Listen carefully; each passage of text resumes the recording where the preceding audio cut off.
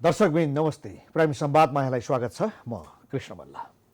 निर्वाचन आयोगले नेकपाको आधिकारिकता सम्बन्धी विवादमा जुन फैसला गरेको छ यसले एक किसिमको तरङ्ग ल्याएको छ र खास गरी नेकपा यथावत छ र विभाजनमा गएका दलहरूलाई उसले मान्यता नदिएपछि अब नेकपाको अवस्था के रहन्छ र यसले वैशाखमा तोकिएको जो मध्यावधि निर्वाचन छ त्यसलाई मद्दत पुर्याउँछ अथवा बाधा सिर्जना गर्छ, यो गम्भीर प्रश्न उठेको छ।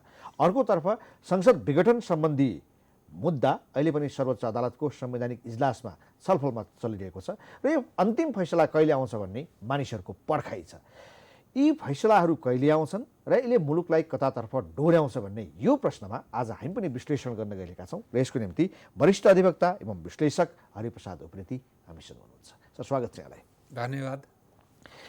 बहुप्रतीक्षित मुद्दा थियो नेकपाको आधिकारिकता सम्बन्धी। हजुर, निर्वाचन आयोगले जुन हिसाबले एउटा निर्णय दियो, कतिपयले यसलाई यो निर्णय होइन यो अनिर्णय हो भनेर टिप्पणी आउन थालिसकेका छन्। यो फैसलालाई निर्वाचन आयोगले यहाँले कसरी हेर्नुभयो? कति जायज छ, कति उचित छ यो? होइन, अब निर्णय भन्दाखेरि हामीले के बुझ्छौँ भने कुनै पनि विवादमा कुनै पनि मागको सम्बन्धमा गरिने फैसला हो। त्यसले चाहिँ जे चिज मान्छेले माग गरिराखेको हुन्छ, जे चिजमा विवाद भइराखेको हुन्छ त्यसलाई अन्त्य गर्छ। अब निर्वाचन आयोगको त्यो निर्णय, जसलाई निर्णय भनिएको छ त्यसले विवादको अन्त्य गर्यो त? अन्त्य गरेन।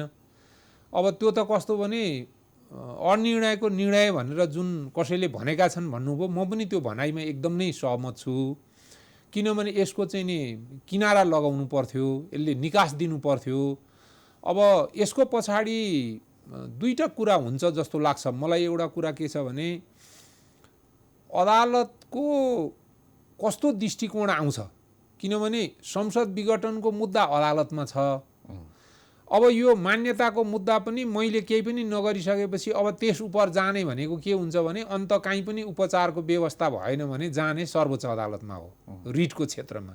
राज्यले गरेका निकायहरूमा तपाईँको चित्त बुझ्दो काम भएन, तपाईँको हक अधिकारमाथि चाहिँ थिचोमिचो भयो राज्यका निकायबाट त्यसो गरे भने, अनि जाने भनेको चाहिँ सर्वोच्च अदालतमा जाने भएको हुनाले यो मुद्दा पनि सर्वोच्च अदालतमै जाओस्। अनि त्यस पछाडि संसद विघटनको सम्बन्धमा जस्तो किसिमको फैसला हुन्छ यो मान्यताको सम्बन्धमा पनि त्यस्तै खालको फैसला होस् भनेर उतापट्टिको कोर्टमा चाहिँ निर्वाचन आयोगले पठाइदिएको हो कि जस्तो लाग्छ मलाई। आफू पन्छ्यो हेर्दाखेरि चाहिँ के छ भने दुइटैका लागि बराबरी भएको जस्तो देखियो। वास्तवमा त्यहाँ एउटा आम यत्रो नेपाली जनतालाई, ल तपाईँको मनमा एउटा होला, मेरो मनमा एउटा होला, यो मान्छेले चाहिँ यो समूहले चाहिँ मान्यता पाउनुपर्ने भन्ने मान्छेलाई लाग्यो होला। लागेको कुरा भन्दा अर्को त दुइटै सत्य त हुँदैन नि कहिले पनि। सत्य त एउटा हुन्छ। सत्यमा पुग्नुपर्छ निर्णय गर्ने निकाय, राज्यको निकाय भनेको त्यो जिम्मेवारी पाएको निकाय हो। त्यो सत्यमा पुग्ने आधारहरू त निर्वाचन आयोगसँग थियो नि? किन थिएन? आधारहरू थियो। आधारहरू अझ उसले पाएन भने खोज्न सक्थ्यो, माग्न सक्थ्यो। तर के छ भने अनिर्णयमा पठाउनुको पछाडि भनेको यो सम्पूर्ण कुरो एकीकृत रूपमा, अब तपाईँको अध्यादेशको कुरो पनि अदालतले नै जानोस्, अनि तपाईँको संवैधानिक परिषद बसेर गरेको नियुक्तिको वैधताको कुरा पनि उसैले जानोस्। अब मैले त्यो त्यसमा नियुक्ति भएका मान्छेहरूको चाहिँ नि 45 दिनपछि पाउँछ भनेर जुन कुरो भएको छ, नियुक्तिमै क्वेसन उठिरहेको छ अहिले, त्यो पनि अदालतमै छ। अब विघटन पनि अदालतमा, सदर पनि अदालतमा। अब प्रधानमन्त्रीले चाहिँ के छ भने अवहेलना गरे अदालतको भन्ने विवाद पनि अदालतमा, अनि राजपत्रको वैधताको क्वेसन पनि अदालतमा। ल हेर्नुहोस्, अब अदालतमा यति थिचिएर गइराखेको छ अदालत। र एउटा यो कुरा चाहिँ कस्तो भने ग्रान्ड डिजाइन अन्तर्गत यो धेरैतिरबाट निर्णय गर्दा, धेरै माइन्डहरू प्रयोग गरेर निर्णय गर्दाखेरि चाहिँ तपाईँको बेग्लै खालको निर्णय आउला भन्ने एउटा भयले एकै ठाउँमा पठाएर एउटै निकायबाट निर्णय गर्न लगायो भने चाहिँ त्यो सर्लक्क सबै विवादमा तपाईँको अध्यादेश जारी गरेको पनि ठिक, परिषदको बैठक बसेको पनि ठिक, नियुक्ति पनि ठिक, अनि विभाजनमा पनि अब यो फलानु पक्ष चाहिँ ठिक भनेर भन्नका लागि चाहिँ यो एकै ठाउँबाट बोलाउनका लागि चाहिँ के छ भने तयारी भएको हो कि जस्तो। अब यो ग्रान्ड डिजाइन भन्ने शब्दले प्रयोग गर्नुभयो। यो ग्रान्ड डिजाइन अब विभिन्न मुद्दाहरू सबै सर्वोच्चको डालोमा हालिदिएर त्यहीबाट निरूपण गराउने यो किसिमको डिजाइनका डिजाइनर चाहिँ को रहेछन् त? होइन, डिजाइन त अब कस्तो भने अँध्यारा कोठामा बसेर गरेको निर्णय तपाईँ हामीले देख्न सक्दैनौँ। यो एउटा छाया प्रवृत्ति हो। तपाईँको आँखाले हेर्दाखेरि छाया देख्नुहुन्छ, ल पक्रेर ले भनौँ भने छाया पक्रिन सकिँदैन। हुन त हो नि, अझ छाया देखिने भने उज्यालोमा मात्रै हो, अँध्यारोमा त देखिँदा पनि देखिँदैन होइन। त्यसैले गर्दा हामी अनुमान गर्न सक्छौँ कि अब अहिले यो जुन राजनीतिक विवाद अहिले चाहिँ प्रधानमन्त्रीको कारणबाट उठिराखेको छ, त्यो विवादसँगलाई सघाउने किसिमले को शक्तिहरू लागेका छन्, कसरी लागेका छन्, कुन अभिव्यक्तिले, कुन कार्यले त्यो प्रधानमन्त्रीको कुरासँग उहाँहरूको कुरा मिलेको देखिन्छ भन्ने तपाईँले महसुस गर्नुहुन्छ। तिनै मान्छे ग्रान्ड डिजाइनका डिजाइनर हुन् भन्ने लाग्छ नि, अनुमान गर्न सक्नुहुन्छ। न्यायालयमाथि, निर्वाचन आयोगमाथि, यी सबैमाथि कार्यपालिकाको प्रभाव रह्यो र निर्वाचन आयोगको जुन फैसला आयो यो पनि कार्यपालिकाबाट प्रभावित भएको अथवा भनौँ प्रधानमन्त्रीको दबावबाट निर्देशित भएर आएको जस्तो तपाईँलाई लाग्यो सिधा सिधा? अब यस्तो छ नि, यो कुरा कस्तो छ भने तपाईँको यो निकायको कुराहरू राख्नु। अब एउटा तपाईँ अचम्मको कुरा हेर्नुहोस् न, संसदीय प्रणाली भन्यौँ हामीले, संसदले आफ्नो अधिवेशन बोलाउन नसक्ने, निर्वाचन आयोग एकदम ठुलो हामीले चाहिँ इन्डिपेन्डेन्ट एउटा निकाय, संवैधानिक निकाय भनेर बनायौँ, कुन दिन निर्वाचन गर्ने भन्ने मिति आफू तोक्न नसक्ने, कस्तो गजबको कुरा हेर्नुहोस् न। अनि तपाईँको के छ भने न्यायालय बनायौँ, सबै राजनीतिक मान्छेहरू अब प्रधानमन्त्रीको सल्लाहकार, कानुन मन्त्री लगायतका मान्छेहरू बसेर चाहिँ निर्णय गर्ने ठाउँबाट न्यायाधीशहरू नियुक्ति गर्ने न्याय परिषद बनायौँ भन्दा हामीले संविधान कसले बनायो भन्ने कुराले यसमा चाहिँ के छ भने बडो महत्त्व राख्छ। हेर्नुहोस्, किनभने नाम त जनताले बनायो भन्ने पारियो, प्रस्तावनामा लेख्या पनि छ, हेर्नुहोस् प्रस्तावनामा लेख्या पनि छ, तर बनाए कसले भन्दाखेरि पावरमा जहिले पनि पावरमा बस्छु अथवा बसिराखेको छु अथवा बसिराखेको अवस्था छ भन्ने जो थिए ती मान्छेहरूले संविधान बनाए। हेर्नुहोस्, त्यो बनाएको कारणले त्यही किसिमका व्याख्या उनीहरूले संविधानका प्रावधान पनि सबै त्यस्तै किसिमका राखे। अब संविधान भनेको विचार कस्तो, त्यो त वृक्ष जस्तो, रुख जस्तो। हेर्नुहोस्, त्यहाँ फल फल्ने रुख रहेछ भने त्यो फल यो सद्गुणीले मात्रै खाओस्, दुर्गुणीले नखाओस् भन्छ रुखले, खाँदैन नि, दुर्गुणीले पनि टिपेर खान्छ। सद्गुणीलाई मात्रै म छाया दिन्छु, दुर्गुणीलाई म चाहिँ नि छाया दिन्न भन्छ रुखले, भन्दैन नि। संविधानले त एउटा व्यवस्था दिने हो, नियत र तपाईँको कौशलता त संविधानले दिँदैन नि, त्यो त संविधानको सञ्चालकहरूले त्यो चाहिँ देखाउनु पर्ने कुरा हो। त्यो चाहिँ म यो बारम्बार भन्ने गर्छु, त्यो कुरा चाहिँ नि देखाउन सकेको छैन र संस्था पनि त्यस्तो किसिमको बलियो पनि हुन सकेनन्। त्यसो भएको कारणले मलाई के लाग्छ भने चाहे त्यो निर्वाचन आयोगमा परेको कुरा होस्, चाहे त्यो चाहिँ अब तपाईँको अख्तियारमा परेको कुरा होस्, चाहे चाहिँ अब अदालतमा परेको कुरा होस्, यी सबैको चाहिँ के छ भने निर्णय गर्ने कुरा चाहिँ एकै ठाउँबाट भइदियो भने त्यो चाहिँ एकीकृत रूपमा एक अर्काको चाहिँ सघाउ पुग्ने गरी चाहिँ नि निर्णय भएर आउँछ कि भन्ने खालको एउटा मानसिकता हुनसक्छ यसमा, त्यसबाट गाइडेड जस्तो देखियो। अब यहाँनिर निर्वाचन आयोगले आफूसँग प्रशस्त आधारहरू हुँदाहुँदै पनि उसँग दलको विधान छ, राजनीतिक दल सम्बन्धी ऐन उसँग छ, यी सबै हुँदाहुँदै पर्याप्त आधार हुँदाहुँदै पनि उसले बल्झाउने किसिमको फैसला गरेर जुन किसिमले सर्वोच्चमा पठाउने अथवा निर्णय नै नगरेर जुन वैशाखमा तोकेको निर्वाचनलाई पनि असर पर्ने गरी उसको फैसला आयो, निर्वाचन आयोग विरुद्ध मुद्दा दर्ता गर्ने स्थिति हुन्छ कि हुँदैन? हुन्छ, यो त मैले भनि नै सकेँ भने त्यो बाटो नै त्यही हो। अब निर्वाचन आयोग विरुद्ध समेत, आयोग विरुद्ध त हो त, अब दिने भनेकै आयोग विरुद्धमा हो, आयोग विरुद्धमा दिने। अब आयोग विरुद्धमा को जान्छ? नेकपाको आधिकारिकता सम्बन्धी विवाद त्यो पनि सर्वोच्चमा जाने भयो र निर्वाचन आयोगले आफ्नो काम कर्तव्य र अधिकार के थियो त्यसको पालना नगरेको त्यो पनि जाने भयो। अनि जाने त कहाँ भयो भन्दा सर्वोच्च अदालतमै जाने भयो। अब कुन निर्णय पहिला हुन्छ, कुन निर्णय पछि हुन्छ, कुन निर्णय कुन इजलासबाट हुन्छ, यी सबै कुरा त अनिर्णित छन् नि त अहिलेसम्म यो सबै पेन्डिङमा जाने भयो। अहिलेसम्म निर्णित भएको कुरा भने त यही प्रतिनिधि सभा विघटनको कुरो मात्रै संवैधानिक इजलासले अहिले सुनवाई अगाडि बढाइरहेको छ होइन। अन्तिम फैसला कहिले आउँछ थाहा छैन। हो, फैसला कहिले आउँछ भन्ने थाहा छैन। फैसलाको कुरा त तपाईँको के छ भने मुद्दाको प्रकृति, अब बहसको चाहिँ नि अब बहस गर्ने कानुन व्यवसायीको सङ्ख्या, बहसका चाहिँ नि विषयवस्तुहरू, यी सबै कुरालाई चाहिँ नि तोकेर एउटा यकिन गर्न सकिने कुरा हो। यो यति नै। तपाईँले पनि त्यहाँ बहस गर्नुभयो, के छ त्यहाँको बहसको स्थिति हेर्दाखेरि, समय सबै हेर्दाखेरि अन्तिम फैसला कहिलेसम्म आउला? होइन, अब अझै धेरै कानुन व्यवसायीहरूको बहस बाँकी नै छ। त्यस पछाडि यो त निवेदकहरूको बहस मात्रै सकिन्छ। निवेदकको बहसपछि फेरि सरकारी पक्षको बहस छ। सरकारी पक्षमा चाहिँ सरकारी वकिल र अरू केही बाहिरका कानुन व्यवसायीहरू पनि हुनुहुन्छ सरकारको तर्फबाट बहस गर्ने, उहाँहरूको पनि बहस आउनु पर्यो। त्यसपछि उहाँहरूको बहस आइसकेपछि फेरि निवेदकतर्फका कानुन व्यवसायीहरूले उहाँको बहसमा आएका उठेका प्रश्नहरूको जवाफ दिनु पर्यो। अनि ती सबै कुरा आइसकेपछि फेरि यो सबै निर्धारित समयमा बहस गर्न नभ्याउने कानुन व्यवसायीहरूले चाहिँ बहस नोट पनि दिन पाउने भन्ने पनि आदेश अस्ति गरेको जस्तो मैले बुझेको छु। त त्यो भएको हुनाले बहस नोट पनि लेखेर दिने केही समय आउने माग्ने होला। अनि त्यो समयमा दिइसकेपछि अनि दिएको बहस नोट पनि पढेर त्यसको कुरा पनि बुझेर फैसला गर्नका लागि अब फैसला पनि 4 जना 5 जना, अब 5 जना न्यायाधीशहरू हुनुहुन्छ, 5 जनाका बिचमा पनि 5 जनाको एउटै दृष्टिकोण हुन्छ कि फरक हुन्छ, त्यो पनि हेर्न बाँकी छ। फरक हुन्छ, त्यो पनि बाँकी छ। अब फरक हुने खालको भयो भने अब बेग्लै लेखैमा फेरि त्यहाँ चाहिँ समय लाग्ने कुराहरू चल्छन्।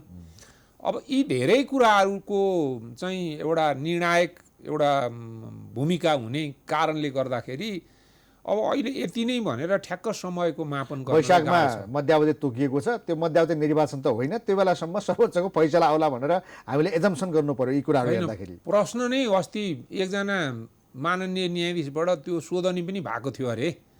बहस गर्ने बेलामा चाहिँ अब हामी त सञ्चार माध्यमबाट सुन्ने हो, अब सबै त्यहाँ चाहिँ गइँदा पनि गइँदैन, त्यहाँ जानका लागि पनि बडो विशेष व्यवस्था गरेका छ। बहस गर्ने पालो आएका कानुन व्यवसायीलाई, सर्टेन सञ्चारकर्मीहरूलाई कसैलाई मात्रै त्यहाँ ठाउँ दिएको छ। सबै मान्छे सबै मुद्दामा जस्तो गएर हेर्ने बुझ्ने त्यो अवसर पनि पर्दैन।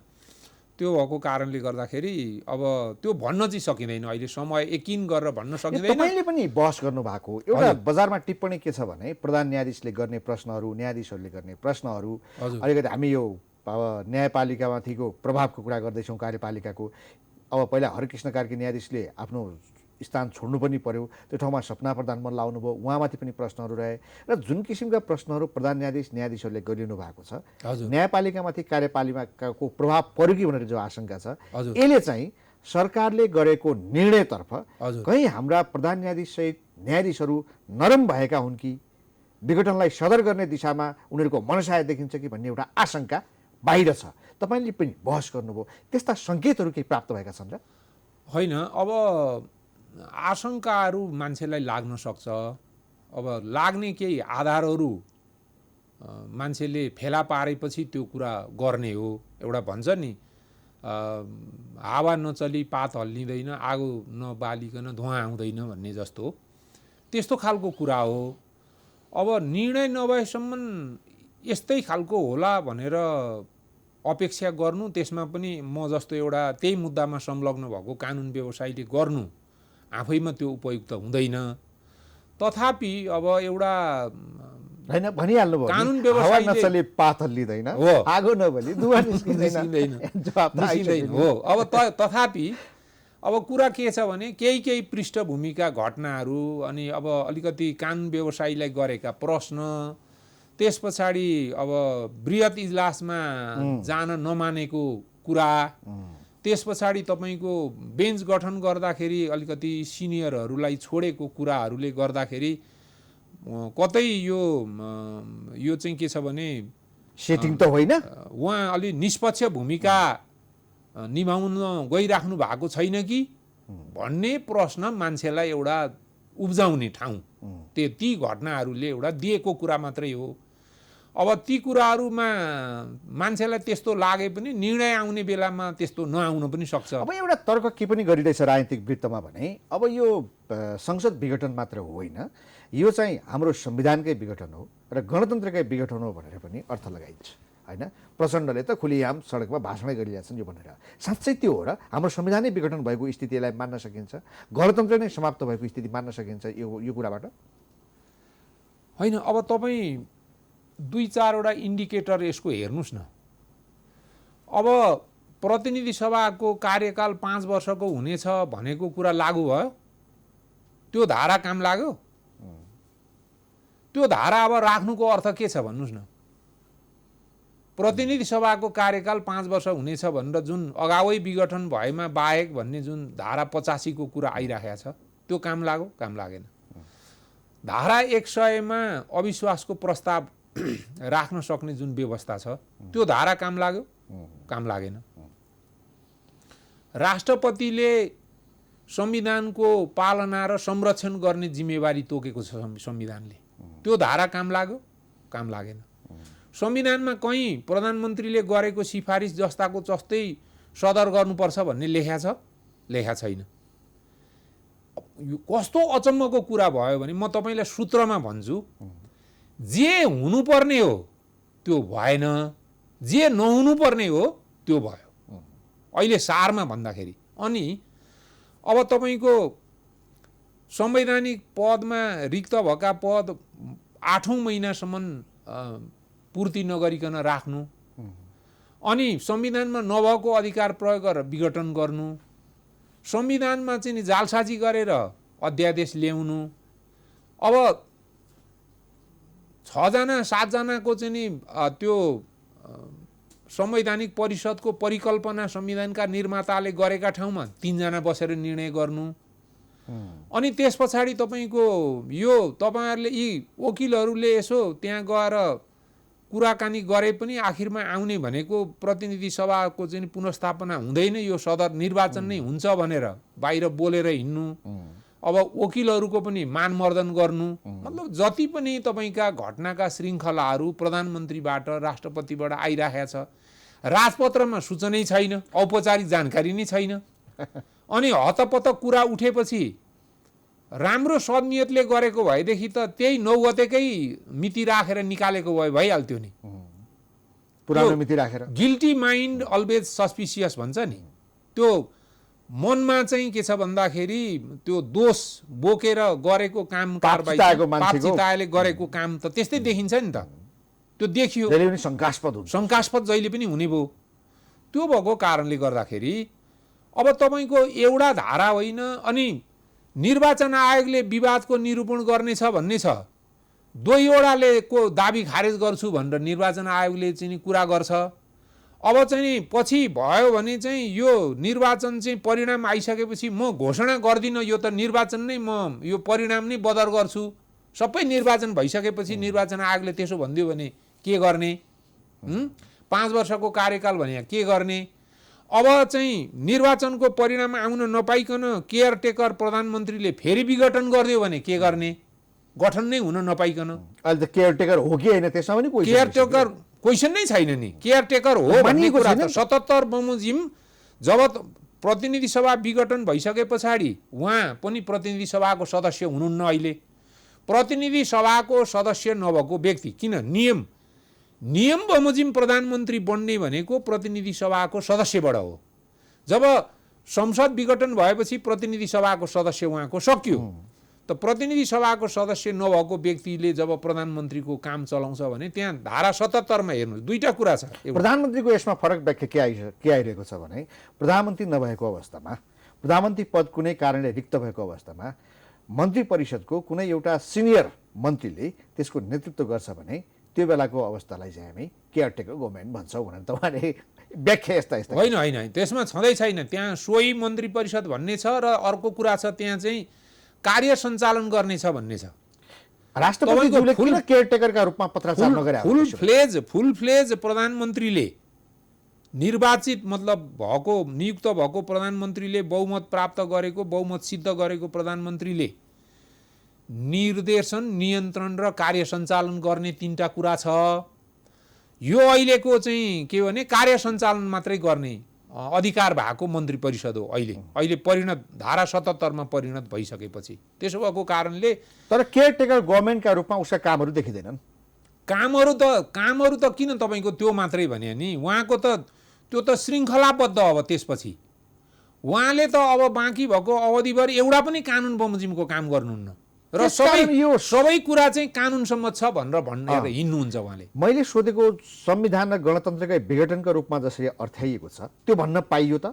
यहाँका तर्कले पनि त्यसलाई साबित गर्ने दिशातर्फ त लग्यो त? बिल्कुलै भयो नि त। तपाईँको सरकारको नाममा चाहिँ नि यो के अरे सङ्घीय भन्ने प्रयोग नगरौँ भन्ने खालको कुरा पनि गर्नुभयो। हालाकि म पनि तपाईँलाई यो सङ्घीय सिस्टममा केन्द्र र स्थानीय तह भए पुग्छ, प्रदेशको चाहिँ काम छैन भन्ने पक्षमा त म पनि छु।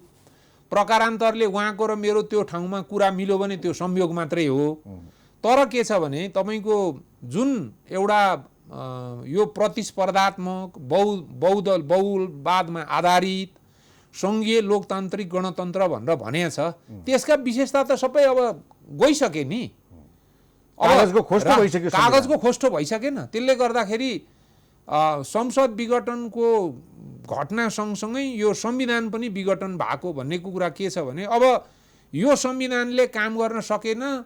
अब चाहिँ नि 2/3 लगभगको बहुमत भएको सरकारले पनि काम गर्न सकेन।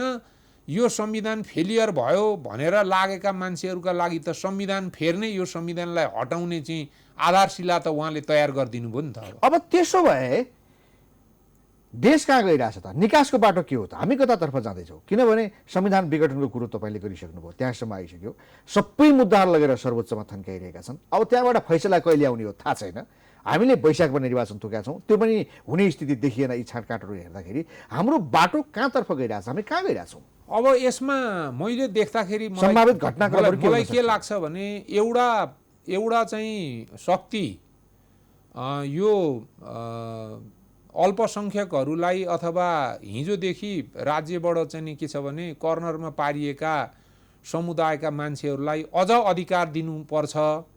त्यो अधिकार चाहिँ के छ भने जनसङ्ख्याको आधारमा चाहिँ यो निर्वाचन क्षेत्र तोक्नेदेखि लिएर अब संविधान के अरे राष्ट्रियताको यो नागरिकतामा चाहिँ नि अलिकति खुकुला प्रावधानहरू सहित सहज रूपमा नागरिकता लिनुपर्ने भन्ने केही मधेसवादी दलहरू लगायतका शक्तिहरूको एउटा माग छ। यसमा एउटा यिनीहरूले एउटा परिवर्तन खोजिया छ। एउटा परिवर्तन के छ भने यो चाहिँ यो सङ्घीयता पनि हटाउनुपर्छ, यो धर्मनिरपेक्षता पनि हटाउनुपर्छ, हिन्दू राजतन्त्र बनाउनुपर्छ, संवैधानिक राजालाई पनि ल्याउनुपर्छ भन्ने तपाईँको राजावादी संवैधानिक राजावादी लगायतका मान्छेहरूको एउटा माग छ। यो दोस्रो शक्ति त्यो छ हैन। तेस्रो शक्ति हैन, त्यसमा जाने होइन, यो त ओभरहोलिङ गर्नुपर्छ। अब यसलाई चाहिँ पुरै परिवर्तन गर्नुपर्छ भने यी अहिलेका दल अहिलेको सिस्टम भनेको चाहिँ कस्तो हो भने पर्खेर खाने, पालो गरी खाने। अहिले एउटा पार्टी सत्तामा गएको छ, भोलि अर्को जाने त्यसै गरी खाने, पालो गरी खाने, यसै गरी यो त यिनीहरूको नेचर भयो। यो यिनीहरूको नेचर भयो हो। हाम्रो सम्भावित दृश्यहरू के देखिन्छ? होइन, त्यही म भन्दैछु, त्यसैमा भन्दैछु। एउटा दृश्य त्यो दुईटा मैले देखाएँ तपाईँलाई। तेस्रो दृश्य चाहिँ के छ भने यो टोटल सिस्टम फाल्नुपर्छ। यी खास गरी 47 सालभन्दा पछाडि भएका पावरमा भएका मान्छेहरूको सबैको चाहिँ सम्पत्ति एउटा छानबिन गर्नुपर्छ। उनीहरूलाई चाहिँ नि सम्पत्ति गैर कानुनी हिसाबले कमाएको देखियो भने जफत हुनुपर्छ। यी मान्छेहरूलाई निर्वाचनमा भाग लिन दिनु हुँदैन, राज्यमा प्रतिनिधित्व गर्न दिनु हुँदैन। यिनीहरूले हिजो गरेका दुष्कर्मको चाहिँ विरुद्धमा यिनीहरूलाई दण्डित गर्नुपर्छ भन्ने एउटा ठुलो युवाहरूको एउटा चाहिँ पङ्क्ति त्यतातिर पनि छ। अब परिवर्तनमा सबभन्दा बढी चाहिँ के छ भने निर्णायक भूमिका कसको हुन्छ? यो भनेको कुरा अहिले यो धमिलो पानी छ। हेर्नुहोस् अहिले यो यही भूमिका, किनभने अब सम्भावना के देखिन्छ? यी विभिन्न तपाईँले 3वटा दृश्य प्रस्तुत गर्नु हेर्दाखेरि मान्छे चाहिँ तपाईँको वाक्क दिक्क भएको हिसाबले यो ओभरवेलिङ गर्नुपर्ने, यी पुराना मान्छे जति सबै फेर्नुपर्ने, यिनीहरूको सम्पत्ति जफत गर्नुपर्ने, यिनीहरूले गरेका नियुक्तिहरूको पुनर्नियुक्ति मिल्या छैन भने पुनर्नियुक्ति गर्नुपर्ने माग राखेका कुराहरू अति आकर्षक र प्रभावकारी छन्, देशको राष्ट्रको जनताको हितमा पनि छन्। त्यो भनेको यी पात्रहरूको फेरबदल मात्र होइन, व्यवस्थाकै फेरबदल पनि आयो। फेरबदल पनि त्यस्तो खालको चाहिँ फेरबदल अबको गर्ने भनेको चाहिँ हिजोका यी कुकर्मीहरूलाई, दुष्पात्रहरूलाई चाहिँ दण्डित गर्ने खालको सिस्टम अब आउनुपर्छ भन्ने खालको कुरा चाहिँ त्यो चाहिँ बढी एउटा प्रभावकारी देखिन्छ। तर अब एउटा के छ भने त्यसको मेकानिजम के हुन सक्छ? यस्ता किसिमका मानिसहरूलाई दण्डित गर्ने त्यो प्रणालीलाई पनि सुधारिएर आएर जो तपाईँले व्याख्या गर्नुभयो त्योतर्फ लैजाने संयन्त्र के हुन सक्छ? त्यो त अब तपाईँको एउटा त आन्दोलनको माध्यमबाट आन्दोलन त्यसरी उठेर आयो भनेदेखि आन्दोलनले नै एउटा त्यस्तो शक्तिशाली चाहिँ संस्था बनाएर छानबिन गर्ने र त्यो कारबाहीका लागि चाहिँ सिफारिस गर्ने कुराहरू आउन सक्छ। एक यो अहिलेकै सिस्टममा पनि दलीय व्यवस्थामै। दोस्रो कुरो चाहिँ के छ भने होइन, यो चाहिँ पर्खेर गर्ने मात्रै हो, यो यस्तो सिस्टमले हुँदैन। अब सांसदहरूलाई नै प्रत्याह्वान गर्ने व्यवस्था पनि गर्नुपर्छ, मन्त्रीहरूलाई पनि प्रत्याह्वान गर्न सक्ने व्यवस्था गर्नुपर्छ। संसदले आफ्नो चाहिँ अधिवेशन आफै चलाउने बोलाउने गर्न सक्नुपर्छ। संसद नभएको चाहिँ के छ भने व्यक्तिलाई मात्रै मन्त्री बनाउने, संसदबाट जान नपाउने खालको चाहिँ नि के भने राष्ट्रपति मोडल जुन अमेरिकाको छ ती चिजहरूलाई लिएर आउनुपर्छ। अनि आयोगहरूलाई सबैलाई शक्तिशाली आफूलाई बनाउनुपर्छ। यी चाहिँ सार्वजनिक पदमा बसेका मान्छेलाई पनि मुद्दा चलाउन सक्ने अनि आफ्नो अधिकारको आफै प्रयोग गर्ने। जस्तो अहिले निर्वाचन आयोगले निर्वाचन आफै घोषणा गर्न सक्दैन, यहाँबाट सरकारले चाहिँ घोषणा गरिदिनु पर्ने स्थिति हुन्छ दिन। त्यो पनि चुनाव गर्नको लागि होइन। अब संसदले आफ्नो अधिवेशन आफै बोलाउन सक्दैन, प्रधानमन्त्रीले सिफारिस गरेर राष्ट्रपतिले बोलाइदिनु। अधिवेशन अन्त्य भएको सभामुखलाई थाहा हुँदैन। यस्तो यस्तो चिज भएको हुनाले यी चिजहरूमा टोटल करेक्सन गरेर एउटा साँच्चै नै जनता नै खास जनता चाहिँ पावरफुल हुने गरी को मेकानिजममा जानुपर्छ भन्ने जनमत चाहिँ एउटा बलियो जनमत छ। अब तर ती मान्छेहरू यतिसम्म दिक्क भइसकेका छन् कि यो गणतन्त्रले केही दिएन, यो संहिताले केही दिएन, अर्थात् भनौँ यो 2072 को संविधानले पनि केही दिएन।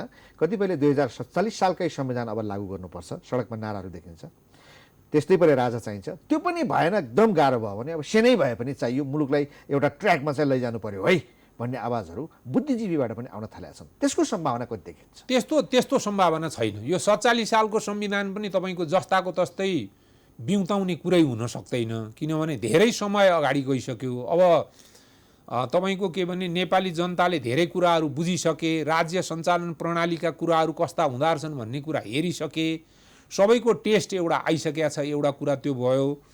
दोस्रो कुरा भनेको सेनाको कुरा जुन तपाईँले गर्नुभयो त्यो सम्बन्धमा मेरो भनाइ के छ भने सेनाले किन लिँदैन भने सेनाले एकचोटि लिने बित्तिकै सेनाभित्र नै विद्रोहको कुरा आउन सक्छ, त्यसकारण सेना अगाडि सर्दैन।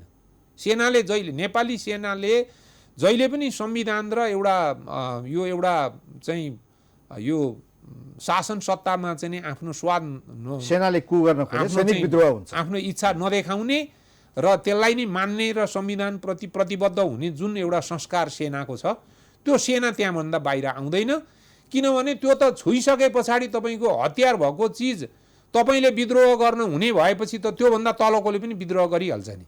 त्यसकारण त्यो बाटो अपनाउँछ जस्तो मलाई लाग्छ। एउटा के सम्भावनामा पनि मानिसहरूले आशंका गरेका छन् भने प्रधानमन्त्री स्वयं सङ्कटकाल लगाउनुहुन्छ, सिफारिस गर्नुहुन्छ र उहाँ नै यो सब व्यवस्थासँग मतलब भएन, एकतन्त्रीय शासनका रूपमा एउटा तानाशाहका रूपमा निरङ्कुश रूपमा उहाँ अगाडि बढ्नुहुन्छ।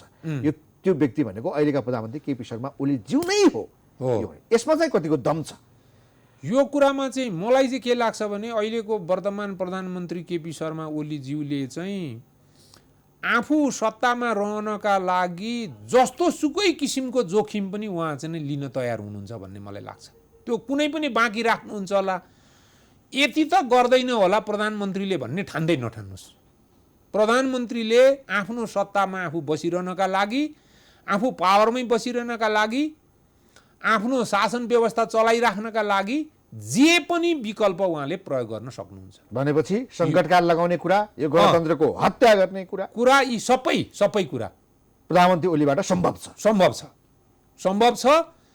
अब त्यसलाई स्वीकार गर्न नसकिने, त्यो गैर संवैधानिक हुन्छ भन्ने कुरा, त्यो अहिले अवस्था छैन भन्ने कुरा हामी कराइरहन्छौँ। हामी चाहिँ के छ भने अरण्य रोदनमा कराएको जस्तो हुन्छ। एउटा तानाशाहले आफ्नो काम गरिरहन्छ। जहिलेसम्म उसलाई सत्ताबाट झार्न सकिँदैन तबसम्म त्यो कुराको निरन्तरता आउने छाँटकाँटहरू धेरै कारणहरूबाट देखिसक्यो। अब मेरो अन्तिम म विकल्पसहित भन्छु, तपाईँ त न्यायालयको शुद्धिकरणको अभियानको अगुवाई गरेको मान्छे पनि, अब हामीले यत्रो न्यायालयको कुरा पनि गऱ्यौँ होइन, शक्ति पृथकीकरण लगायत विभिन्न कुराहरू गऱ्यौँ, तर हाम्रो देश त यस्तो देश हो जहाँ बहालवाला प्रधान न्यायाधीश मन्त्री परिषदको अध्यक्ष भनेर निर्वाचन गराएको। नेपाल बार एसोसिएसनले त्यस विरुद्ध भयङ्कर आन्दोलन गर्यो, तर जब निर्वाचनको परिणाम आयो स्वयं स्वीकार गर्यो र त्यो बेलाका बारका अध्यक्ष हरिकृष्ण कार्की त्यही संविधान अन्तर्गत अहिले न्यायाधीश हुनुहुन्छ। हजुर होइन, हामी त यसरी आएको हो नि त। हो, कतिपयले अब हाम्रा अहिलेका प्रधान न्यायाधीशज्यू अब खिलयाज रेग्मी बन्दै हुनुहुन्छ भनेर पनि तर्क गरिरहेका छन्। यसमा के भेटिन्छ? अब दुईटा कुरा छ। अब संविधान भनेको एउटा खेलका नियम प्रेस्क्राइब गर्ने डकुमेन्ट हो। तपाईँ खेलको नियमका आधारमा व्याख्या गर्नुहुन्छ कि झेलको नियमका आधारमा व्याख्या गर्नुहुन्छ, यति हो कुरा। झेली कुराकानी गर्ने हो भने जे पनि हुनसक्छ। अब झेली कुराको लागि के हुँदैन होइन, हामी कहाँ त झेलीले वैधता पाएको हो नि। खिलराज रेग्मी पायो परिषदको अध्यक्ष भएर आज उहाँले नै बनाए, उहाँले गरेको निर्वाचनबाट हामी आएर अहिले तपाईँको सत्तामा भएका पनि विरुद्धमा भएका पनि भएका दुवै शक्तिले मानेर खिलराजलाई चाहिँ नि प्रधानमन्त्री के अरे अध्यक्ष बनाएर लग्या होइन। नैतिकता छ त उहाँहरूको। उहाँहरूले चाहिँ संविधानको खेललाई बुझ्नु भएको छ। अध्यक्ष भन्ने व्यवस्थाको परिकल्पना गर्छ संविधानले।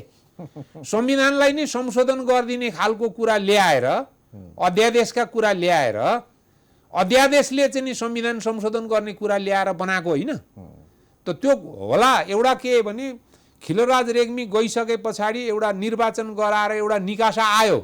निकासा आएको कुरा राम्रै छ, तर त्यो निकासा ल्याउने ठाउँ कारणले गर्दाखेरि कतिवटा चिजहरू हामीले बलिदान गऱ्यौँ। एउटा स्वतन्त्र न्यायपालिकाको शाखलाई बलिदान गऱ्यौँ।